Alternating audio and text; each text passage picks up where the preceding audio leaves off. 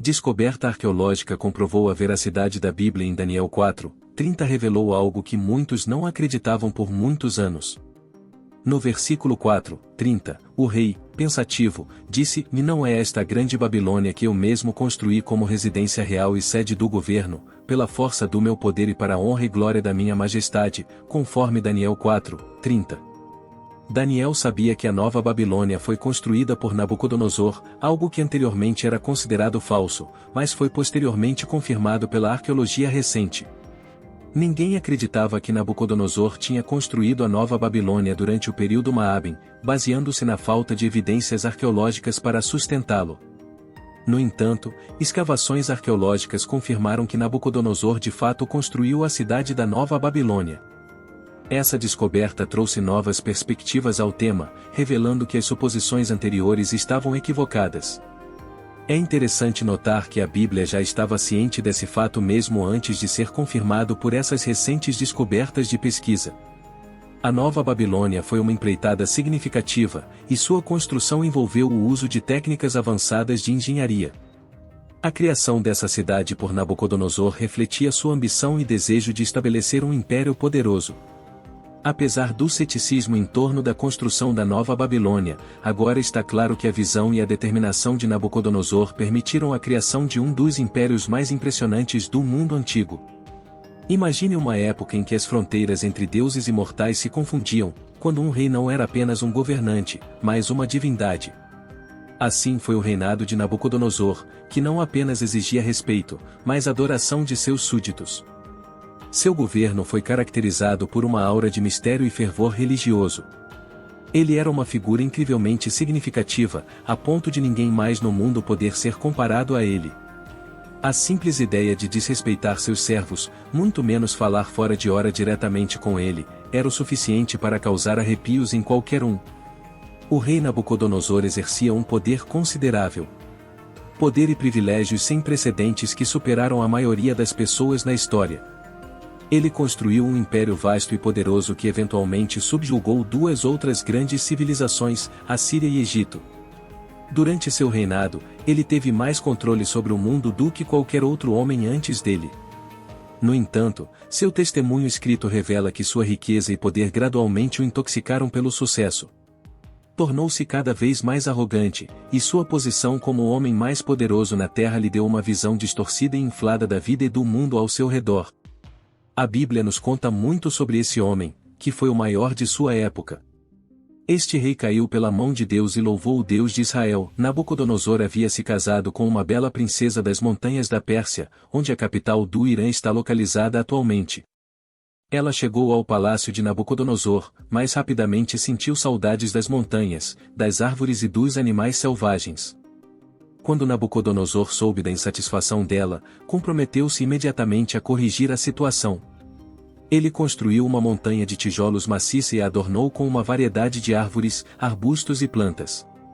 Sua aparência deslumbrante ganhou um lugar como uma das 7 maravilhas do mundo. Os jardins suspensos da Babilônia atraíram muitos visitantes. Acima dos jardins, foi construído um zoológico privado de animais exóticos para entreter a esposa do rei, que não estava familiarizada com as planícies de Babilônia. Um dia, enquanto estava no telhado de seu magnífico palácio, ele percebeu de repente o que tinha realizado. Não é esta a grande Babilônia que eu construí com o meu próprio poder e glória? Perguntou a si mesmo, sentindo-se orgulhoso e realizado. Ele adormeceu e sonhou. Daniel 4 é a única história testamental em que uma pessoa é transformada em um animal, semelhante ao motivo clássico de metamorfose. O texto retrata o destino de Nabucodonosor da seguinte maneira: ele foi banido da sociedade humana, comeu grama como um animal, seu corpo foi encharcado com orvalho do céu e seu cabelo cresceu como as penas de uma águia, suas unhas eram como garras de pássaro. Este episódio não é uma narrativa de conto de fadas ou a representação de uma mente delirante, é uma representação emocionante de como Deus instrui os orgulhosos a honrarem e glorificarem seu nome. Nabucodonosor e a mente animal. No 4º capítulo do livro de Daniel mostram Nabucodonosor, o rei babilônico, relaxando em seu palácio quando tem um sonho. No entanto, o sonho não é comum, os detalhes do sonho não são revelados até mais tarde no capítulo, mas fica claro que isso o perturba profundamente e pesa em sua mente. O verso 4, 10 versículo 13 da Bíblia Amplificada relata as visões que passaram pela mente dele enquanto estava deitado na cama. Estas visões mostravam uma árvore no meio da terra, crescendo grande e forte até alcançar o céu, visível até os confins da terra. Suas folhas eram belas, seu fruto abundante, e proporcionava alimento para todas as criaturas. Um anjo vigia, um santo, desceu do céu e ordenou que cortassem a árvore, deixando apenas o toco com suas raízes, amarrado com uma banda de ferro e bronze. Nabucodonosor seria molhado com o orvalho do céu e alimentado com os animais do campo por 7 períodos de tempo. Essa sentença é um decreto dos anjos vigias e uma decisão dos santos, para que os vivos saibam sem dúvida que o Deus Altíssimo reina sobre o reino dos homens, e ele dá a quem ele deseja, colocando sobre ele os mais humildes e menores dos homens. Este é o sonho que eu, o rei Nabucodonosor, tive. Agora, Beltesazar, explique o seu significado, pois nenhum dos sábios do meu reino é capaz de revelar sua interpretação para mim, mas você é capaz, pois um espírito dos deuses santos está em você. Então, Daniel, cujo nome babilônico era Beltesazar, ficou horrorizado e sem palavras por um tempo, pois estava profundamente preocupado com o destino do rei, e seus pensamentos o alarmaram. O rei disse: Beltesazar, não deixe o sonho ou sua interpretação te assustar.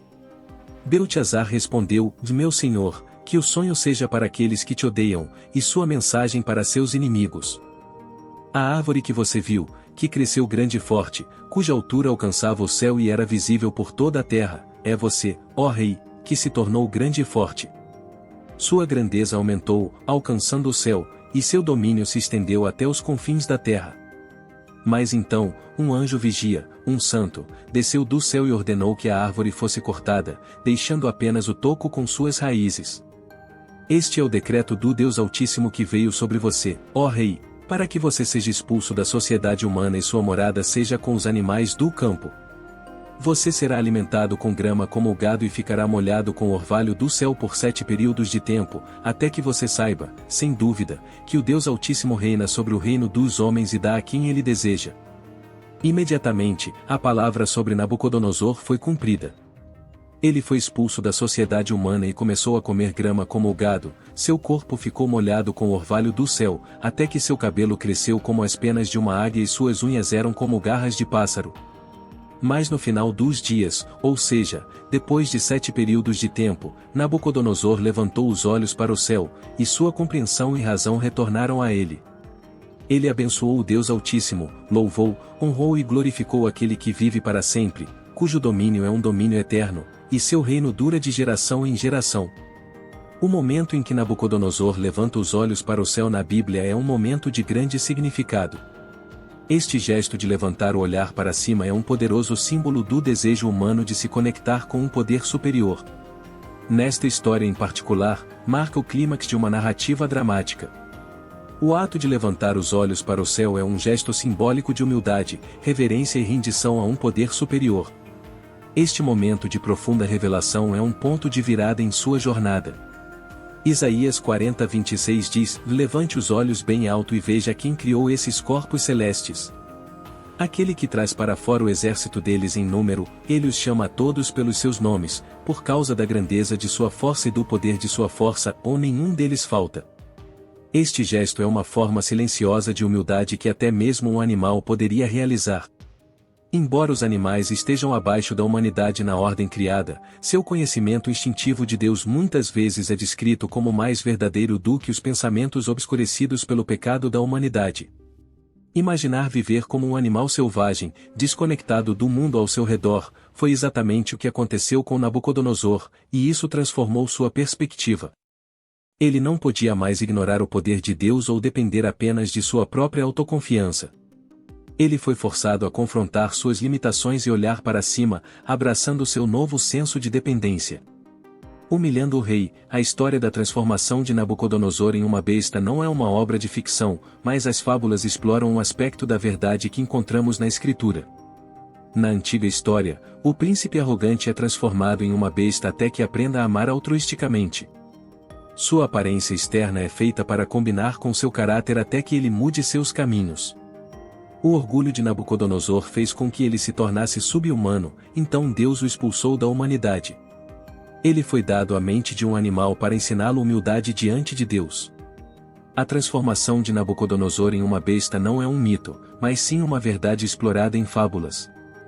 Esta nova perspectiva é imposta a Nabucodonosor como uma punição, mas a graça aqui. Deus lhe dá uma mente de animal, o que muda sua perspectiva e restaura seu relacionamento com Deus. Daniel 4:35 da Bíblia Amplificada diz: "E todos os habitantes da terra são considerados como nada, mas ele faz de acordo com a sua vontade no exército do céu e entre os habitantes da terra, e ninguém pode segurar a sua mão ou dizer a ele: o que você fez?" Ó! Orgulho de Nabucodonosor o convida a se arrepender do orgulho e ignorar a Deus, mas em um nível mais profundo, revela o caráter de nosso Deus, que nos humilha e nos restaura a nossa mente correta. Um rei de tal estatura merece nossa máxima admiração e louvor.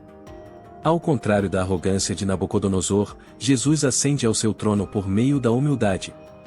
Ele é o grande e eterno Rei, como Paulo nos diz, que, embora existisse na forma e essência inalterada de Deus, possuindo a plenitude de todos os atributos divinos, não considerou a igualdade com Deus como algo a ser retido ou afirmado, como se já não a possuísse ou tivesse medo de perdê-la. Ele se esvaziou, temporariamente dando a expressão exterior da igualdade divina e sua dignidade legítima, assumindo a forma de um servo e sendo feito semelhante aos homens. Ele se tornou totalmente humano, mas sem pecado, sendo completamente Deus e completamente homem. Filipenses 2:6. Essa mudança de Deus para o humilde humano ecoa a descida de Nabucodonosor de grande rei para uma besta humilde.